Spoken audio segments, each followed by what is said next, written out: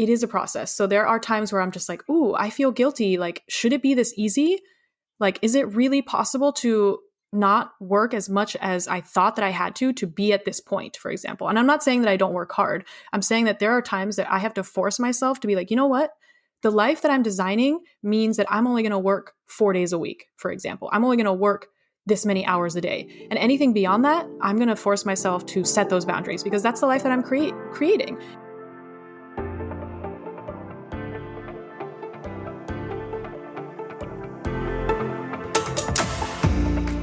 Hello and welcome to Nourish.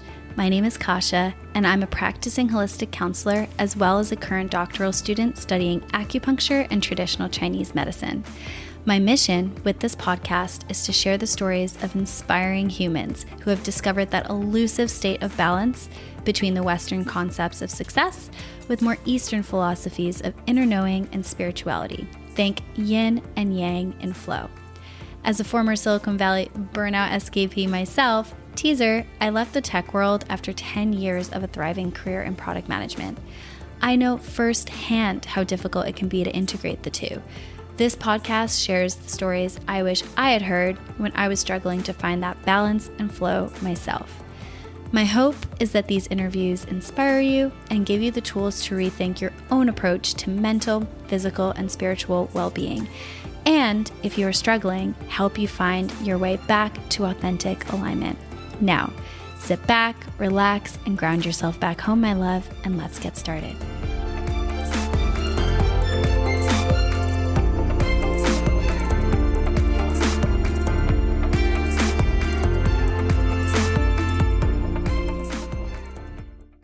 Hello, my loves, and welcome back to Nourish. Today's episode is jam-packed. I spoke with Gabriela, who is a former multidisciplinary designer and marketing strategist turned certified life coach and creative business mentor. She specializes in NLP, energy work, hypnotherapy, spirituality, and conscious entrepreneurship. Also, personal note, Gabriela, or Gaye as she's called, is my coach. So I'm really excited to bring her all to you today. We cover so many things, but to give you an overview of the top themes, we talk about designing the life you want, navigating rock bottoms such as layoffs, breakups, health crises with compassion and grace. And Gaye is truly really raw about these subjects, sharing some vulnerable personal examples. We talk about tools for tapping into your intuition, uncovering and reprogramming your root fears and blocks, NLP, hypnotherapy, energy work, and how it applies to career and life, and so much more. So without further ado, let's welcome Gaye to the podcast and get started.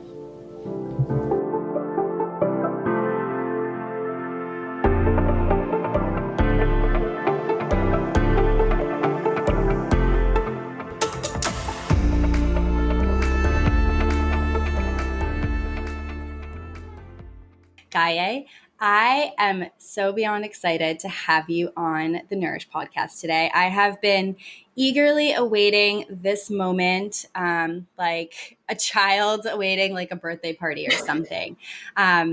Your story, what I've seen of it, at least on Instagram, just resonates so deeply for me. And I think so many other humans out there that are struggling from perhaps fitting in with what's kind of considered the norm, or, managing kind of being a perfectionist or overachiever in the work world. And, everything about your story and your vulnerability just really hit home. And so I'm just so thrilled to be speaking with you today. Thank you so much. Wow, that was such a beautiful intro. And I really appreciate so much the way that we connected. When we found each other on Instagram, you wrote me this beautiful message. And then I don't remember exactly what you said, but it was something along the lines of like, I know what you've experienced is really similar to like what I experienced as a, someone that was in the corporate world, a high achiever, like a highly accomplished person, and everything looks great on paper. But then, what does that actually mean now? And so it seems like we went on really similar paths. And so it's really magical to connect. And I'm just so happy to be here. Thank you. Gosh, yes. And I just want to echo that. Every human being that'll be listening to this out there who might be able to resonate will be having a similar experience to the one that I shared with you when I messaged you. And that's what really excites me about this conversation. So let's dive into it because I like to go deep and pretty quickly. But before we do that, I want to ask you a question that I ask each and every guest. What are 3 words that you would use to describe yourself? This is an amazing question. And to be honest, it's not an easy one. I thought about this and I was like, oh my gosh, there's so many. Um, but I would say 3 words to describe myself. One is definitely creative. I love that word. I think it's an umbrella term for so many things. I think being a creative doesn't just mean in what I produce, but it's in the way I think, the kind of relationships that I have, the way I like to navigate the world. So I'm definitely a creative through and through. Another one, I would say I'm pretty adventurous. Not the like textbook. I'm not going to jump off of a, airplane or, do all these high active things, but I'm adventurous in the sense of like, if one day I decide like it's time for me to pack up and leave New York City and start a new life, I will do it. And I get a thrill from that and I love it. And so I would say adventurous. And the last one, this was a tough one to decide that this was going to be my third one. But to be honest, I would say goofy is the word I'm going to go with. I think I'm a goofy person. In the kind of movies that I watch, my sense of humor, the things that make me laugh, I'm a pretty goofy person, I must say. For all those who actually go to follow you on Instagram, it's so interesting how the words that you've chosen, they do come through, but like goofy would not have been the word that would have come to mind. And not to say that that's a bad thing, but that's just to like remind people like how multidimensional we as humans are. Because I love that. And it just like makes me feel even more curious. But the adventurous side, the creative side, I see all of that and so much more. So I feel like I could rave about you in like 10 words, but those were awesome 3 words. All right, so let's dive into the good stuff. Basically, essentially, the story of your life in a nutshell, which is just so easy to do.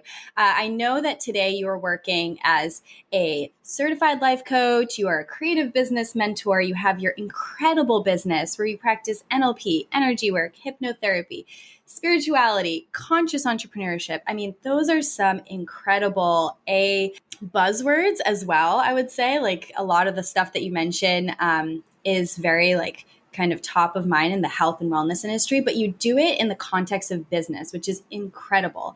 But I know that that isn't your entire story. From what I've gathered online, you did mention to me that you are a former multidisciplinary designer and marketing strategist. So I would love for you to share with all of us, like, what is this like, what was your path to going from where you were to getting to where you are? Yeah, take us there, please. Yeah, thank you so much. And again, thank you so much for the intro. You really hit the nail on the head on like describing everything. So I really appreciate that. But yeah, so I like to introduce myself as, because I am a creative, what I'm doing now is different. It's a departure from what I was doing before, but it is all part of me and what I do and what I teach. And one of the main things that's super important for me to, share this with my clients is that at any stage, like you were saying, we are multi-dimensional human beings and we are going to shift so many times in our lives. And I don't like to be so attached to my identity when it comes to who I am in the workplace. And that was a main theme in my life in the sense that I felt it was so hard for me to detach from who I thought I was as a professional and what I actually wanted for my life. So I was, like you said, a multidisciplinary designer and marketing strategist. And what that really means is that I was working as a graphic designer. I was working on the marketing team of lots of different companies. So I worked in the fashion industry. I worked in television. I worked in luxury real estate. So I started my career in New York City. I was working with brands like The Gap, Comedy Central, Armani Exchange, Urban Outfitters, lots of these brands. And so for me, my marker of success was how hard was I working? How busy was I? Because that to me was like, oh, I'm super busy, therefore I'm in demand, therefore I'm good, right? And even though at the end of the day, at the end of the workday, all I wanted to do was just run to a bar and go to happy hour and complain about all the work that I was doing with all my friends who were also complaining about all the work that we were doing. I still never thought that there was another form of success. Being the busy girl running around New York City, like that felt so cool, even though it was literally breaking my spirit. I felt like I had to be a completely different person in order to be taken seriously as a professional. So I always had a natural, gravitation towards mindfulness, towards spirituality, towards things that are just more, at least back then, less mainstream. Now we're in a place where it's so much more, it's better received, mindset, all that kind of stuff is like way more commonplace to talk about. But back then, it was something that didn't seem synonymous with being considered a professional. You know what I mean? Like a lot of the topics that I would talk about with certain people, not my professional friends, were completely different than the conversations I'm having now. Anyway, I've gone in a big circle, but basically, what happened in my career was that I was laid off 3 times. Literally 3 times. So the first time I had the fancy job with the health benefits, the contract, all these things. And I was so happy because in the creative industry, to land a full-time staff position was coveted. It was really difficult because what was happening, people would rather hire creatives as freelancers or worse, permalancers. Permalancers is a term that we came to normalize that is absolute trash, because what it is you are treated like a full-time staff person with zero benefits, zero health benefits. You're not protected in any way. And one day to the next, if they don't need you anymore, they'll let you go. As a creative person, as someone who identifies as an artist, I thought, okay, if I want to be creative in this world, I have to choose something that's going to make me money, because I like money. I like traveling. I like eating organic. I like going to, yoga and being able to afford all these nice things. So I chose graphic design. Anyway, so I was laid off 3 times throughout the years. And each one of those times just added to my scarcity, added to my belief that the starving artist stereotype is real and nothing is stable. You know what I mean? When it comes to creating a career. So the third layoff, that was the straw that broke the camel's back for me.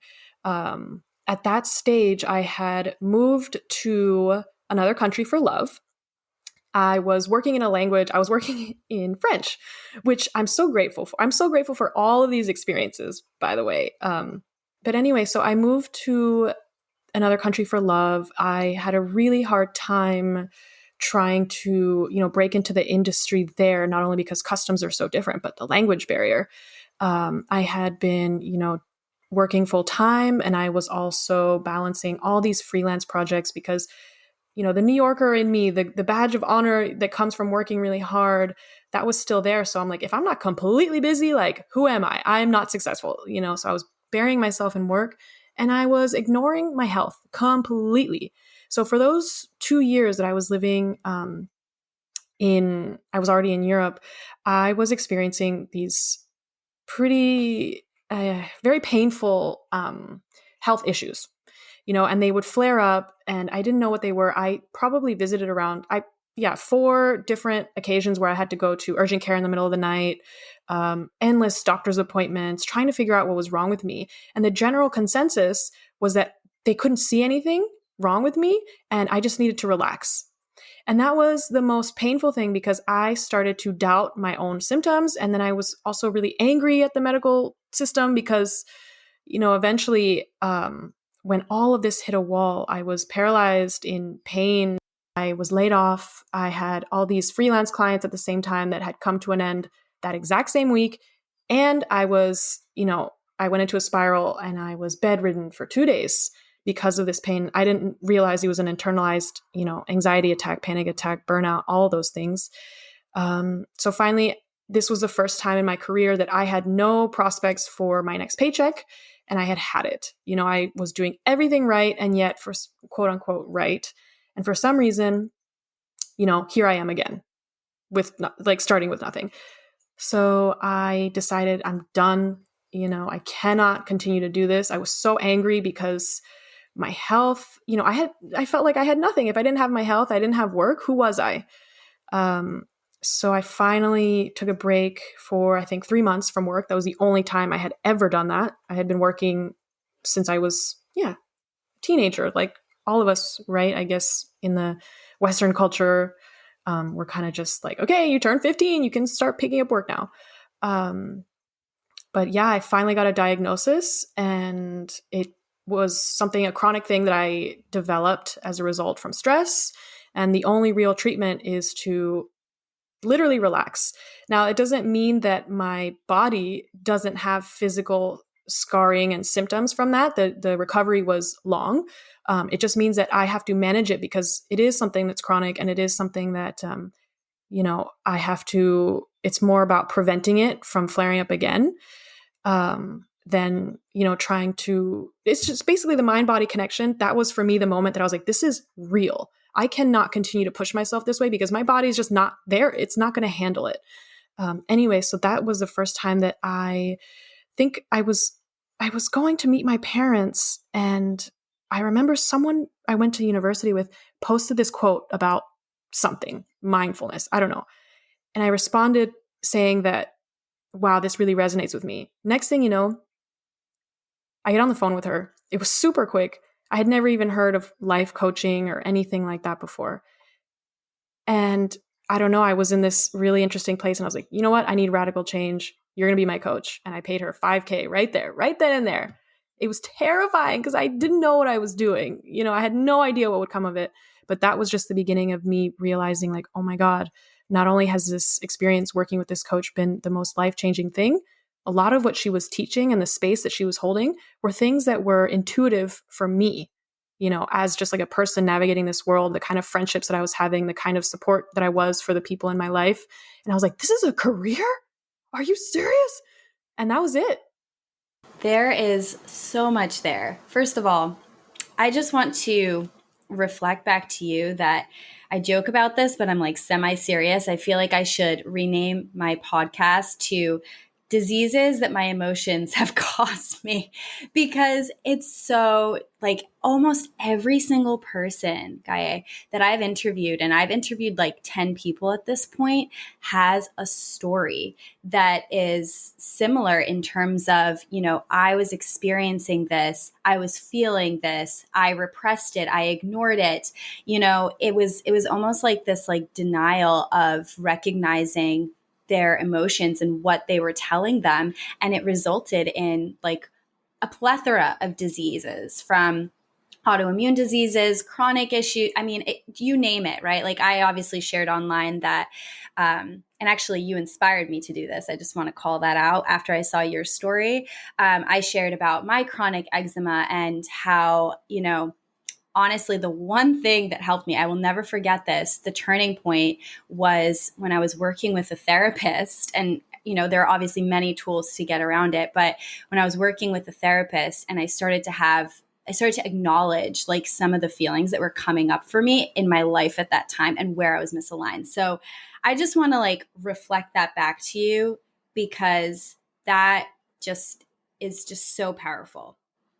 You called out identity, like, right when you started, that even though you've transitioned into this new role, it is still, the creative piece, looking at yourself as that multidisciplinary designer, marketing strategist, it's still part of who you are. And yet you've overhauled, in a way, your entire career, where you live. Can you share a little bit more about like what that process was like for you? Because I feel like, in a way, that's almost like the most terrifying thing, to sit there and be like, am I trying, who am I really? If I am not, the product manager at Microsoft, if I am not, the designer for the Gap, like, who am I? So I would love to hear like what that transition was like for you. Yeah, that's a beautiful question. So for me, I realized just how much I intertwined my identity, my self, the way that I thought of myself was only as good as the position I had as a professional. And the reason I felt that way, I wasn't even conscious that that was my truth, was when these jobs were taken away unexpectedly. When I would get laid off, I remember the first time I got laid off, I was walking down the street of New York City thinking, who am I now? I don't have a job. I'm going to go home to my like apartment that how am I going to pay for? Who am I? I literally don't know who I am. And that I hated that feeling. How can something in my external define how I feel about myself and who I am and what that means? And yet throughout the years, in the process of me transitioning from being a designer and like a doer to a knowledge share and someone who holds space for others, that was also super challenging because I was so attached to what I thought I had to be because of how long it took me to build that. You know what I mean? I think a lot of people, especially in the US, at age 18, we got to decide what it is that we're going to do for the rest of our lives. We invest so much time, money, energy, everything to that, only to realize like, oh my gosh, I'm over this. Or maybe I didn't know exactly what I wanted at 18. And it's so hard for people to peel away from that. And it's because of that identity piece.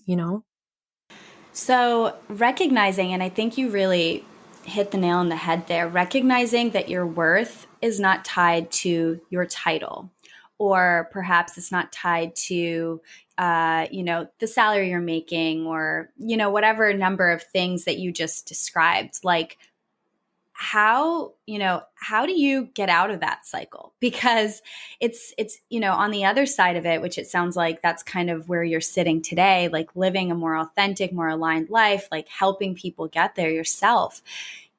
Like, and I'll just speak from experience, even make it even clearer. Like, I remember right after I quit my job, I would have like many panic attacks thinking about how I was going to describe myself. And I was like, people are looking at me differently. And I know this sounds absurd now, like, because I just feel like so free and like, oh my gosh, like I just shared what I'm doing on LinkedIn and that was terrifying. But I just remember being like, oh my gosh, I introduced myself. Like, who am I? I felt so worthless. And it sounds crazy, but I know like that I can relate to that. So like how did you kind of break that cycle of thinking? Yeah. Yeah. So what helped me the most was no longer feeling like I had to explain it to others. And I know that sounds like the most basic and probably annoying advice, but it's true. It's that detachment. And it was not easy, but the way I got there, I think there was a hack in that the universe kind of forced me to have to relearn that because I got laid off so many times.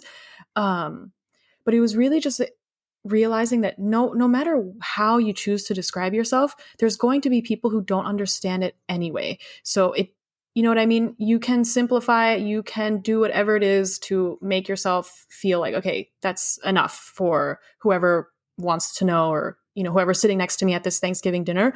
Just, regardless of what I say, it's the important thing is how I feel about myself. So yeah, I can just introduce myself as a creative. If they want to know more, then I'll tell you more. But I think removing that desire of like, I have to describe myself for others to understand, was something that really helped me. And also being someone with multiple, I would even say multiple identities, because I have, I'm a third culture kid. My mom is from one country, my dad's from another. I was raised outside of, those. And no matter where I was never from that place. So I'd never really had that sense of belonging. So I've always kind of had to package myself in a way that was understandable for whoever I was having a conversation with, until eventually now I worked on my mindset. I got to the point where I was like, it doesn't matter. It doesn't matter what people think about me. So I'm just, like not everyone's going to understand it anyway. So just kind of detaching from that. I think that's such a good call out, and, recognizing that this like pressure to kind of fit into people's boxes and make it like perfectly packaged comes up in so many different ways. And I love that you called that out.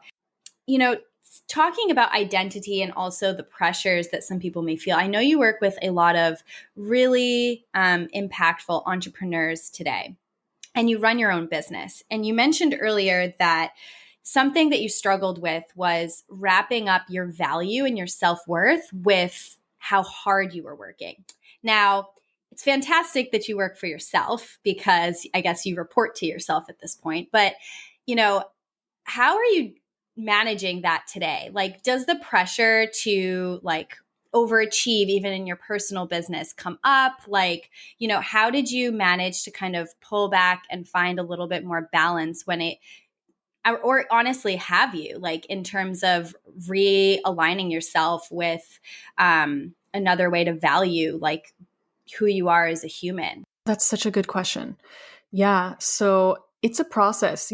Every single day is an opportunity for us to heal these different areas and become aware of what still needs more attention and more healing. And just because, especially as coaches, just because we have the tools and we're aware doesn't mean that we're immune to like falling back into similar patterns and similar behaviors.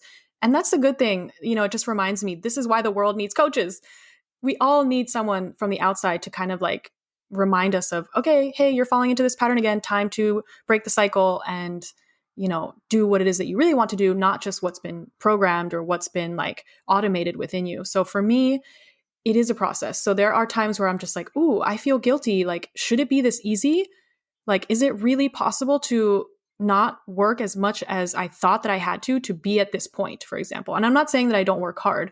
I'm saying that there are times that I have to force myself to be like, you know what? The life that I'm designing means that I'm only going to work 4 days a week, for example. I'm only going to work this many hours a day. And anything beyond that, I'm going to force myself to set those boundaries because that's the life that I'm creating. I decided that I'm going to be productive within a smaller window of time, and I'm going to make that time really count. And then there are some days where I'm just like, oh my God, is this really happening? So it's really just a matter of checking in with myself and being like, no, everything's under control. My clients are happy. I am doing great work. And it doesn't necessarily mean that I have to be glued to my screen, to my work. And that when I take time off and when I pull myself away from my work, it just means that I'm gaining momentum to give that much more in a smaller window of time.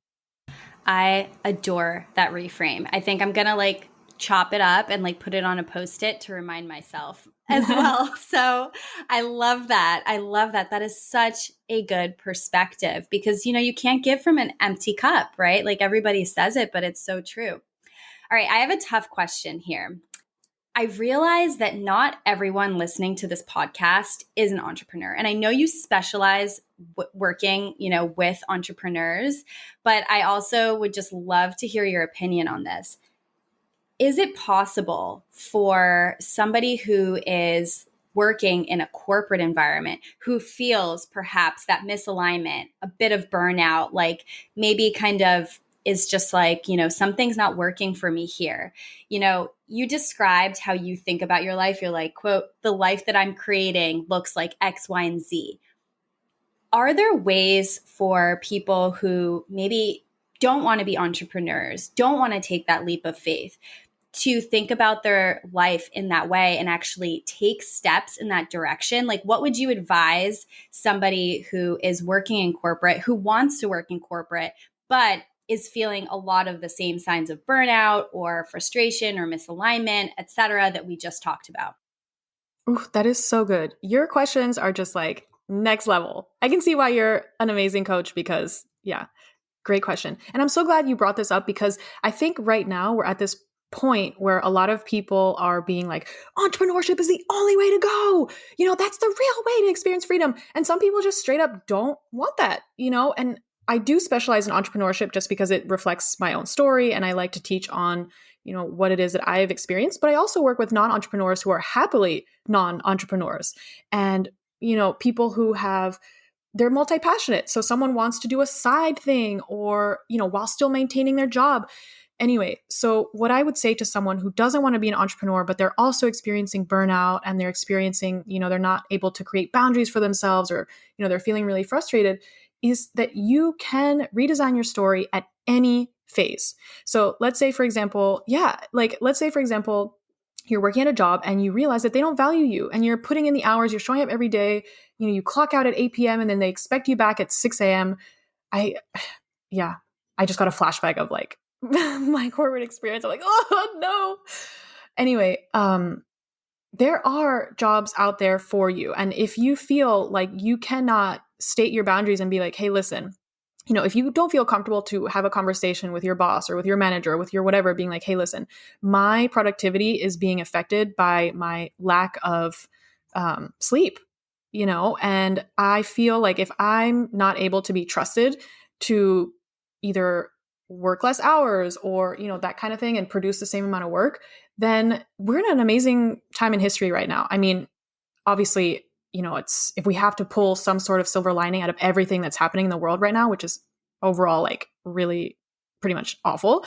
But if we can find anything good from this, it's that the employees are getting the power back, in the sense of like employers no longer have the upper hand, and people are like, so why do you want to work here? And the person in the interview is like, okay, why should I work here? What are you going to offer me? Like, what kind of flexibility you're going to offer me? So I think just making sure that the environments that you choose to work in feel safe for you to stand up for yourself.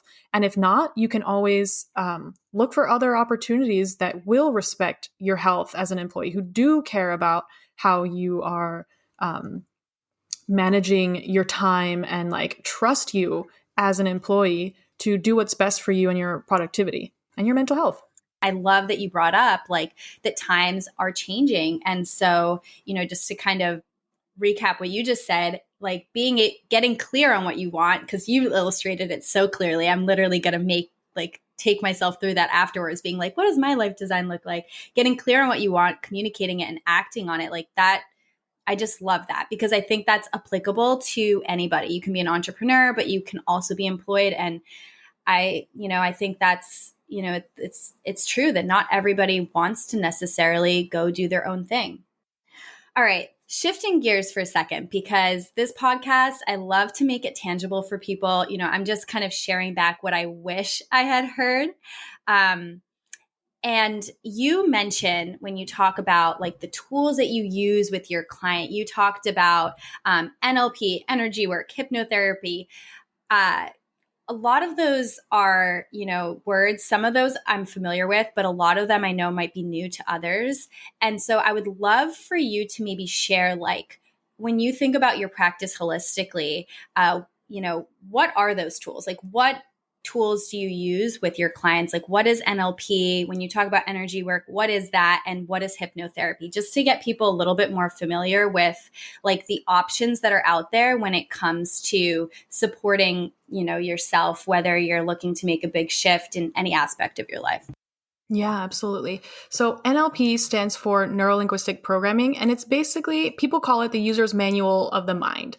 And it's basically a bunch of different methodologies from psychology and other practices to help you make the most out of your own mind, body, to help you understand how you work, essentially, and how to best use what you have within yourself, in everything that you do.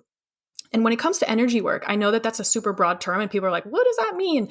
So basically, there's so many different ways to use our energy. But when you think about energy as something that is like, okay, the energy that you use when you show up to work, how do you make sure that that is not something like, when you think about your energy at work, are you really stressed all the time? Are you approaching it from a place of like fear? Are you just kind of like, oh my God, I'm going to get fired any moment? That's going to reflect in the kind of work that you're producing. Or if you feel really confident in yourself, that's also going to reflect in the kind of work that you do and the outcome that you receive. And so there's different tools that you can use to make sure that you're managing the energy within your body and you're releasing it, for example. So if you hold on to a lot of stress in your day-to-day, if you have like high conflict or high anxiety in the workplace, like where does that go? That has to go somewhere. So there's actual physical tools and things that we can do at home to help us release all of that. Because at least for me, I was holding in a lot of negative energy, and that resulted in my chronic illness and my burnout and all that sort of stuff. So a lot of people might be more familiar with acupuncture, for example, at least the main concept of it. And so part of energy work, one of the tools that I use is EFT, and that stands for emotional freedom techniques. And so basically what that is, it's almost like acupuncture in the sense that it follows the same meridians in our body. So these energetic centers in our body that hold on to stagnant energy. And what we do is we tap it out. So the same way that our body has to release emotions, we have to cry, we have to, do all these things to release that. This is an example of how we can release our negative emotions without having to necessarily get to that point or bottling it all up, because energy and emotion takes up physical space in your body. And I think a lot of people don't realize just how much tension they're holding on to. So that's an example of energy work. And then what else? Oh yeah, hypnotherapy is the same thing. So basically, a lot of people don't know this, but 90% of our daily actions are carried out by the subconscious. A lot of the things that we're doing are on autopilot. If you think about it, we're sitting here, and to the listeners, who are tuned in right now, you're probably listening to my voice. You are, maybe you're commuting to work, or maybe you're getting ready or something, and you're focused on the task at hand. But there's so many other things that are going on in the background. Like, have you noticed how many times you've blinked since I started speaking? Have you noticed the pace of your breathing, the depth of your breathing? Did you think about consciously how to tie your shoes this morning? We're like, okay, take one string. No, you just did it on autopilot. So a lot of these autopilot things are actually things that, they came into our mind a long time ago, and we just kind of carry them out. And what I like to do with, all this subconscious work and hypnotherapy is that we create new subconscious patterns so that we don't have to think about them anymore. They just happen naturally. And so, a lot of us, we leave these habits and these patterns and these things on autopilot because that's what our brains were designed to do. Our brain wants to create or wants to carry out actions with the least amount of effort possible, because that's how we conserve energy. So the patterns that we have, we want to make sure that they're the ones that empower us, not ones that we picked up when we were young, not ones that we picked up from traumatic, experiences in the workplace, or, generational beliefs and stuff like that. We want to create ones that actually serve who we want to be, and not just, a pattern of things that we've picked up along the way. And hypnosis, hypnotherapy, subconscious work is such a powerful way to make really quick shifts in that space. Just love that there's so many tools in the toolbox. I do have to ask you a question. I'm curious, like, when you were introduced to this work, did you go all in right away? Like, did it just resonate? Was there a part of you that was a little skeptical? And what was really kind of the turning point, if so, that is now having you practice this?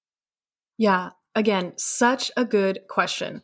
So for me, was I all in? I think skepticism is good. I think that's healthy, but I think being closed and completely having a fixed mindset to things that you already know is not necessarily a way that we're going to grow, right? So for me, I had already explored all the traditional things, you know what I mean? And I know that there's so much more to the world than what I am familiar with. And basically, I started living the truth of, I don't know what I don't know.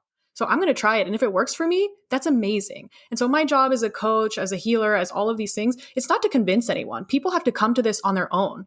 And another thing is that I think people become really like modality obsessed. So they're just like, it's either this and not that.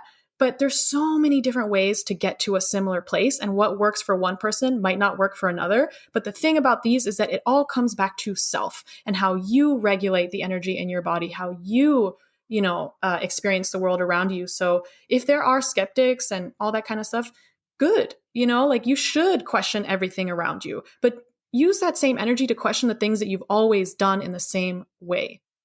And, eventually what's meant to find you will, and hopefully you will open yourself to that. And that's basically all I would really have to say about that, because like I said, what works for one person won't necessarily work for another, but it doesn't discredit someone else's experience or make it, true or not true or any of these things. Absolutely loved the concept of, if you're going to be skeptic, towards these new things, that is like a fantastic quality. Apply it to your own life. I love that. Like, that is just so true, And that's really where I think that self-reflection and like really starting that journey of like connecting with yourself begins. So that was just so well stated. And it's actually a perfect segue to something else that I wanted to ask you about. So you are, quite frankly, I will call this out. You didn't use this in your 3 keywords, but from what I can tell, you are what I would say like a boss babe in the business world. You transitioned through some really difficult times, and I deeply, deeply admire that. But I also know that you've spoken pretty openly about leaning into trusting. And you even just mentioned it now, like, what is meant for you will find you. That is such a beautiful statement. How did you learn to trust those intuitive pings? So I decided I wanted to trust myself more. So I started working on it. So let's say, for example, I would reflect back on times where I did not trust myself, and then I looked at the result. Was I happy with the result? was I upset with myself for not going with my gut instinct? And I, started taking note of all those times. So I'm like, okay, cool. There's that. And then what about the times that I did trust myself? What came as a result? Was I happy with that? Okay, cool. So now that I have this written down somewhere, or whether it's in a checklist in my mind, or I actually went through each scenario, then I can start to be like, okay, based on the percentage of times that I did not trust myself and was not happy with the result, and did trust myself and was, now that I'm in this place and I'm trying to decide between like going with the logic or going with my own intuition, I'm going to do the scary thing and go with my intuition and see where it leads me.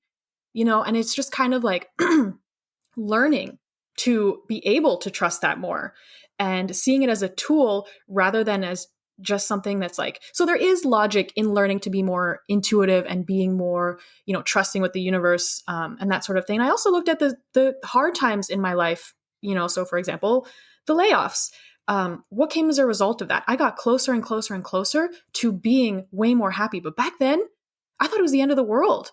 My first layoff was like the biggest slap in the face because I had been in the job for almost a year and I was finally in the place where I was like, cool, I am ready to no longer have a roommate and I'm going to invest and be a big girl, move to the, my dream neighborhood. I wanted to live on the Upper East Side. I wanted to pay a higher rent. And I was like, I'm ready for this. I'm going to do this. And then that same week, I got laid off and I was like, universe, why would you do this to me? Like, how am I going to pull this off now? And then I got not rewarded, but like the universe was like, hey, yeah, that was really hard, but guess what? Like, look what you get now. You know what I mean? So just remembering that from the hard times, it was actually just, I love the expression chaos is growth in disguise. So when these really scary things happen in your life and it seems like your world is crumbling, it's really just the universe's way of realigning all these things in your life to get you to another place. So I want to not challenge, but just like invite whoever's listening to reflect back on these really hard times in your life and see what came as a result from it. What did you learn? And are you happier now from where you grew as a result of that difficult experience? Because adversity is a necessary part of growth and survival, right? Every single thing on this planet has to experience adversity in order to evolve. And I like to see that as, a strength that we can take the hard times and start to question and remind ourselves, like, I've made it through hard times and I learned from that. So how can I lean into that when it comes to this next decision? Damn, girl. I just feel like you brought a logical perspective to the elusive. I love that. I have never done that, but I'm literally going to do it after this call. So I know we were focusing a lot on career and pivot, redefining yourself, like looking at new perspectives to your own self-worth and tools for healing. But I did really want to touch on a post that you had shared. I think it must have been like months ago now, where you talk about trusting yourself in the context of relationships. And you shared very personally what it was like, for you choosing to leave a very serious relationship and trusting that. And I would love to hear, your experience with that and like, what was kind of the quote straw that broke the camel's back that pushed you to make the change? Because for those out there who actually might be in a similar place, I would love to have you share a little bit more of like, what was it like trusting in the context of love? Girl, you went there. Oh my gosh. I was not expecting this, but I'm calling it in. So, okay, that post that you're talking about is the first time I really ever shared about my relationship with love ever. And this is the first time I've actually, talked about it in this way. So thank you for calling me forward to share more about this. I did see that post. So that post was really hard for me to share. I was shaking when I posted it, and it's just something that I'm not used to speaking about, but it was something that resonated with so many people. My belief is that the way that we show up in one area is kind of how we show up in all areas. So I realized that when it came to my career, when it came to myself as a professional, I'm the kind of person that's willing to take all these risks. I know what it's like to start over from zero. I know what it's like to value myself in the workplace and to demand more and, all of these things. And yet in my relationship, I was not following that same self belief system. I was in a relationship that was incredible, with the most amazing person, checked all the boxes. And we had been together, our story started as early as when we were, I want to say kids. We were neighborhood best friends growing up, and yeah, big part of my life. And we had been living together for, I think, 4 years at that point. But it got to a point where I was realizing I was just spending a lot of time in the comfort zone.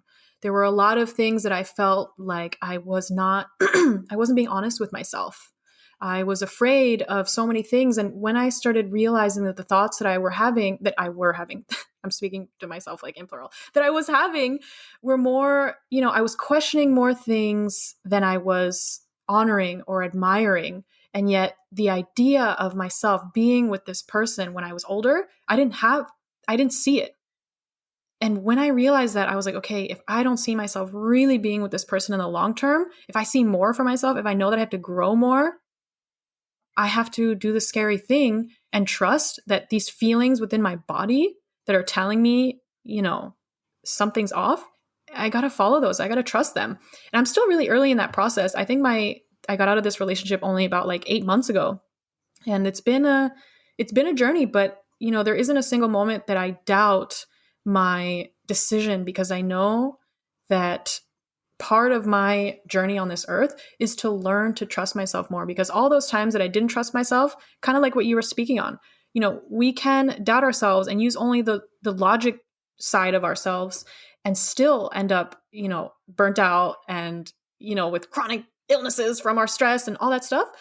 Or we could do it from a place of like, I'm going to trust myself and see what comes of it. Because look what happens when I didn't. Look what happens when I just kind of go with the flow and kind of set aside these deeply, like humans are deeply, we have one of the things that's so amazing about us is our sense of intuition. Animals have, they know when to migrate. They're not like, no one gives them a map. No one gives these, what is it, the salmon a map to swim upstream once a year and lay eggs. Like they just have it, these animal instincts, and we have that too. And the more that we can lean into that and we stop seeing ourselves as separate, as like the animal world and everything else in this planet, like the, grass knows to grow towards the sun and so do the plants and all that stuff. We have that. So let's lean into that and see where that leads us.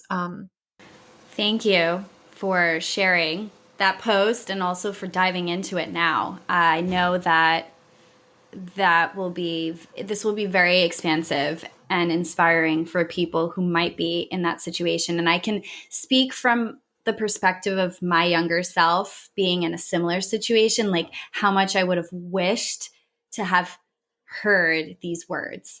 And so I'm going to ask you a follow-up question. Let's say I am in any of the circumstances we just discussed, and I'm just like, okay, like, something's off because I don't feel good. Great. But like, how do I know what's true for me? Like, could you share perhaps some tips that you share with your clients or what worked for you to get clarity? Yeah. I just want to preface this with the fact that like for the longest time, I didn't trust myself like in the least. I grew up, high school, middle school, like school for me was awful because it basically was just a reinforcement that I had no idea what I was doing and everyone around me did, and I could not trust myself. I was someone who was diagnosed with learning differences. So, language-based learning differences, dyslexia, just, all of these things. So it was basically part of my identity to not trust myself and to realize that like, okay, something's wrong with you and everyone else has got it, but you don't. And that was it. That was my truth. So learning to trust myself and learning to see that like, just because one environment doesn't work for me doesn't mean that I need to apply that rule to every other space. It's more just like find the ones that work for me and believe in it and see that like, just because my skills are different or they look different or the path that I take to get to the same result is different doesn't mean I need to doubt that. But so some of the ways that I started to learn to trust myself was literally writing down. Journaling is huge, by the way. I think a lot of people see the power of journaling, but I want to reinforce this so much that we need a space to reflect, to get our thoughts out, to challenge our own thoughts. because so many of our thoughts are just repeated. You know what I mean? And they happen so quickly. They come into our minds, and within a fraction of a moment, we don't even allow ourselves to judge whether we want that thought, whether we genuinely actually believe it or not. We just kind of let them run free. And so until we have a place to sit and challenge them and reflect on them, we're not going to know what's really going on in the background. So when it came to self-trust, what I would do is I like to do this thing called shine a light on the monster under the bed. You know, when you're a kid, you're always, you tuck in your feet because you're like, the monster is going to grab my feet. You know, we imagine this scary thing that's hiding under the bed. But then when you shine a flashlight on it, it's just a pile of clothes. So the same thing goes for our thoughts and all the reasons why we doubt ourselves. So when it comes to taking a big decision, like let's say leaving a relationship or switching a job, write down all of your deepest fears, like even the most irrational seeming ones, because the irrational seeming ones, they're still taking up space in your body. They're still affecting your physiology. So when it came to my relationship, I let it all out. I wrote down all of the little monsters in my head. So let's say back then, my relationship, we had all of our friends were mutual. He was the person that was allowing me to have a visa in the country that I was in. He was all these things. So in my mind, letting go of that meant it was going to I was not going to have any friends. I was going to have to flee the country. I was going to, all these things. So I wrote it down, and I let myself go there in the sense of like, I have to leave the country. I'm going to live under a bridge. I'm going to start from zero. All these things that when you actually read them back to yourself, you're like, I'm not going to live under no damn bridge. Like, how is that? It's a thing that actually crossed my mind when I allowed myself to get there. And then you can look at this and be like, okay, let's say the worst case scenario actually did happen. Let's say I do end up almost getting to the point where I have to live under a bridge. Who can I reach out to? Who is like, do I have a friend that I could crash on their couch? Is that so freaking bad? Is this? And so once I start challenging each and every one of these fears and not just like ignoring the ones that I consciously think that they're irrational and actually entertaining them for a second and finding that there's a solution, it brought me peace in my body that I can handle the worst things that are going to come. And once I got that sense, I was like, okay, now is this worth what I want? Is what I want to leave this relationship because I think that I deserve more. And if I'm having this feeling, it's not going to go away unless I act on it. And that for me, so yeah, basically to recap, let the monster speak, shine a light on the monster under the bed, and challenge it. Make yourself realize that your monster is really just a pile of clothes, and we feed it with our fears. We feed it by not looking at it. We feed it by just like the imagining what it is usually so much worse than what it actually is. I also wonder, as you're doing this exercise, if you might end up, as you read through those monsters, realize that there's nothing on there, like in the context of relationship, in your examples, like you didn't even call out something that was like, about love, like that there was like a fear of like, perhaps never being with this person, like that wasn't even on your list. It was like, I will be homeless, like, or maybe there was something like, I will never be in love again, but like it has nothing to do with the specific person. Like, I just love the examples that you shared, because I think that also like helps you tune into like what's right as you list those out, right? Yeah, that's such a good point, because usually the problem is not the problem. You know what I mean? Like the fear of leaving the relationship is not the fear of leaving the relationship. It's something way deeper. And that's obviously looks different for everyone, but that's why we get to explore what that fear actually is. Because if you're having doubts of leaving a relationship, and your monster under the bed is like, I'm never going to fall in love again. Well, you have to start thinking like, okay, what in me makes me believe that I'm not worthy of finding love again? Do I actually believe that? And seeing where that comes from, you will be surprised like what you reveal about yourself that you don't even actually believe, but it's just running on autopilot in the background or taking up space in your physiology. And you're like, I know I'll find love again. Like what? Or for example, things like that. But yeah. Really brings us full circle. You just like literally called out, it's like such a blend of the things that are conscious and subconscious, and they really apply to every aspect of your life. Now, I honestly could go on for ages. I think we touched on like 50% of the actual questions that I had planned, because we had gone on this like beautiful direction. But I want to be mindful of your time, because I know you're a busy boss babe over there. So, for all of those folks out there, and I'll obviously link this in the show notes below, but I would love to have you share, like, what are you excited about? What's coming up for you, and how can people find you? Because I know that after hearing some of these stories, they're going to want to. Yeah, so you can follow me on Instagram. I'm really active on there. My handle is Gaye del Sol. But yeah, we'll write it in the comments later. I'm on LinkedIn, but really just my website shows, all the things that I'm currently offering.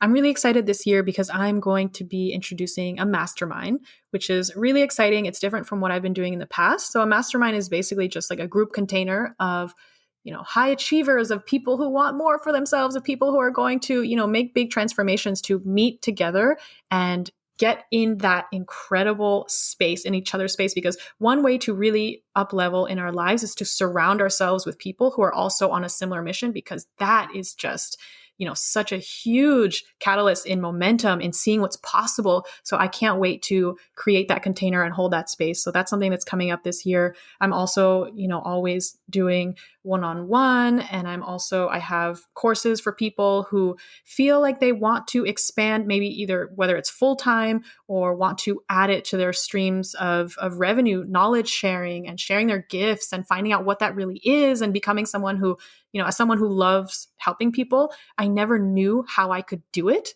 And so now that I've figured out, like, cool, this is how I, created that reality for myself. I love sharing that with others. So, yeah, if you're listening to this and you're like, oh, I've always, I love helping people and I have no idea how I would make a career out of it. You can absolutely check out the courses that I have on that, because if it's calling you, it's meant for you.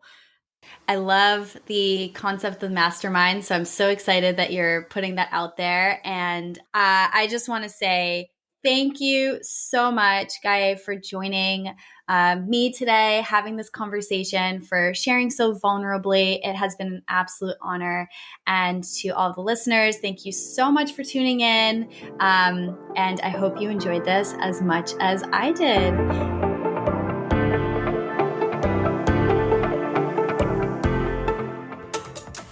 Thank you so much for tuning into this episode of Nourish. If you enjoyed this conversation, please leave a positive review. Your rating really helps the podcast grow, and your feedback means the world to me. I publish new episodes twice a month, so hit the subscribe button to be notified. Finally, if you'd like to learn more about the work I do as a holistic counselor, or to connect, please head over to my website or my Instagram at Mira_wellness_co. I love speaking with each and every one of you. Thanks again for being a listener, and see you next time.